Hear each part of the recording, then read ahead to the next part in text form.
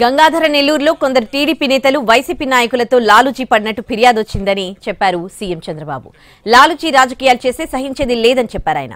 ఆ మాటకు వైసీపీ వాళ్లు ఎందుకు గింజుకుంటున్నారని మండిపడ్డారు. వాళ్లతో మా వాళ్లు లాలూచీ పడాలా అని ప్రశ్నించారు. ఆ విషయంలో చాలా గట్టిగా ఉంటామని మరోసారి స్పష్టం చేశారు సీఎం చంద్రబాబు. నాకు కొన్ని కంప్లైంట్స్ వచ్చాయి. అక్కడ కొంతమంది నాయకులు వైఎస్ఆర్ కాంగ్రెస్ నాయకులతో లాలూచీ పడ్డారు. నేను ఆ విషయమే చెప్పాను. లాలూచీ పడి రాజకీయాలు చేస్తే మాత్రం సహించనంటే వైఎస్ఆర్ కాంగ్రెస్ పార్టీ గింజుకుంటున్నారు. అంటే మీ పార్టీతో లాలూచీ పడాలా మా వాళ్ళు? అంటే మీతో లాలూచీ పడి ప్రాణాలు పోగొట్టుకున్న కార్యకర్తలకు కాకుండా మీకు పనులు చేయాలా మేము? నేను అడుగుతున్నా. అలాంటి లాలూచీ పడిన కార్యకర్తలు నేను సహించనని చెప్పాను, చెప్తున్నా, చేస్తాను కూడా.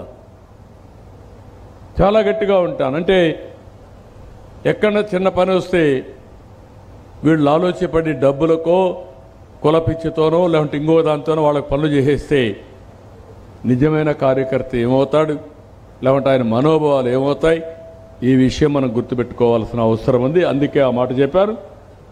ఎన్డీఏ కార్యకర్తలకు మీరు పనులు చేయండి, మన వాళ్ళ యొక్క ప్రాతినిధ్యం ప్రకారం. 9 నెలలుగా రాష్ట్రంలో బూతులు మాట్లాడడం మానేశారని అన్నారు సీఎం చంద్రబాబు.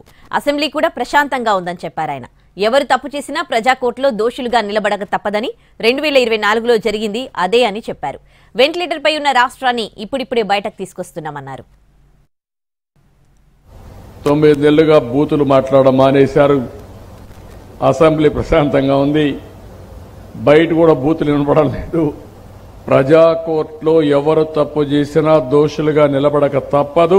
అదే 2024లో జరిగింది. ఆంధ్రప్రదేశ్ రాష్ట్రం వెంటిలేటర్ పై ఉండే పరిస్థితికి వచ్చింది.